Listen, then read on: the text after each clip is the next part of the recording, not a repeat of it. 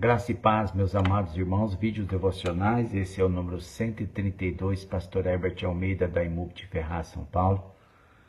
Eu quero falar hoje sobre Jesus andou sobre as águas e ele nos chama também para andar sobre as águas. Andar sobre as águas tem um significado de viver uma vida no sobrenatural de Deus.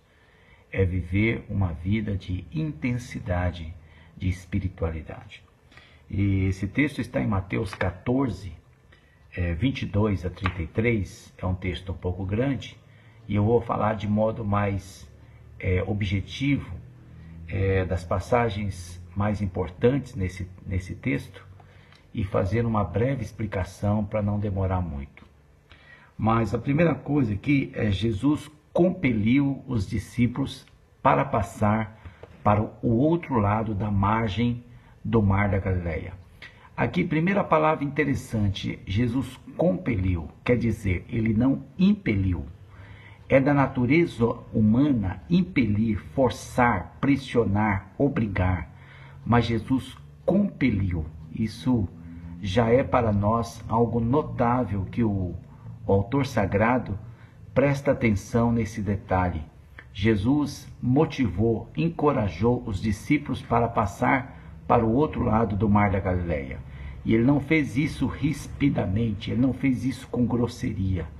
Ele foi pondo a mão nos ombros, nas costas dos seus discípulos e incentivando eles, encorajando eles a entrar no barco e passar para o outro lado. Ou seja, Jesus nos compele, ele não nos impele, ele não nos empurra, ele não nos pressiona.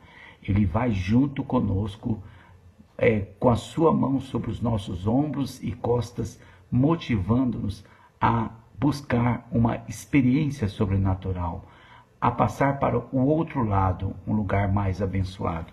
Segunda coisa, eles embarcaram para ir para Genezaré e Jesus subiu ao monte para orar. Então, enquanto Jesus subiu ao monte para orar, os discípulos entraram no barco para navegar. Ou seja, Jesus estaria intercedendo por eles naquela viagem. Jesus estava orando para que eles tivessem uma experiência sobrenatural naquele mar. A terceira coisa, Jesus ficou no monte orando e os discípulos, ao atravessarem o mar, enfrentaram uma grande tempestade. Houve um momento em que o barco estava longe da praia, açoitado pelo vento e com vento contrário.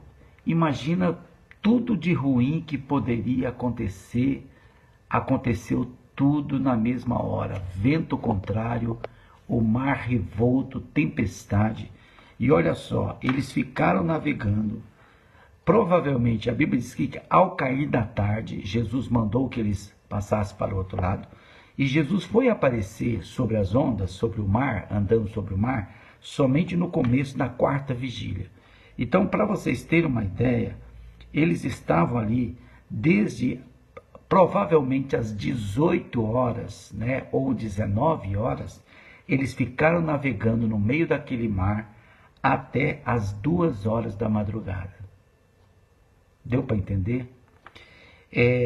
Com certeza estavam muito cansados, muito esgotados, remando e não saíam do lugar. Não parece assim às vezes a nossa vida, a gente está remando e não sai do lugar? Assim estavam os discípulos, quase que uma noite toda, lutando contra as ondas, lutando contra os ventos. E a gente fica pensando, será que Deus quer que a gente passe por uma situação assim, sem resultados, sem solução? Meu Deus, o que Deus quer nos ensinar com isso, não é? Então, aí Jesus aparece andando sobre as águas. Resultado, eles ficam mais assustados ainda. A Bíblia diz que eles gritaram, dizendo, é um fantasma, entraram em pânico. Até porque, como pescadores, estavam muito acostumados a tempestades, mas a ver pessoas caminhando sobre as águas era algo que ninguém tinha nunca experimentado, nunca tinha visto. Por isso eles ficaram realmente apavorados e provavelmente pensando que iriam morrer, pensando que era o anjo de Deus, pensando que era até a morte vindo buscá-los. Então por isso eles gritaram. Mas Jesus os acalmou, dizendo que tende bom ânimo, sou eu, não temais. Tende bom ânimo, se alegre, se anima, esse sofrimento vai acabar. Sou eu, que é aquela combinação misteriosa que é Jeová, sou eu sou, ao contrário, eu sou, eu estou com vocês. Deus está aqui, Emanuel, Deus conosco. Não temais, não fiquem apavorados, não fiquem com medo. Tem solução para tudo, tem solução para você. Então Pedro fez aquele desafio para o Senhor, dizendo, se tu és mesmo o Cristo, manda que eu vá ter contigo sobre as águas. E Jesus imediatamente disse, então venha. E Pedro saiu realmente andando sobre as águas, mas reparou na força do vento e começou a afundar. E ele gritou então, Senhor, socorre-me. E o Senhor estendeu a mão e puxou ele de volta para o barco. Entraram todos no barco e em pouco tempo eles tinham alcançado a praia. A grande lição desta passagem é que Jesus precisa subir no nosso barco, né? Muitas vezes Jesus não está dentro do nosso barco da família, dentro do barco dos negócios, dentro do barco da própria alma.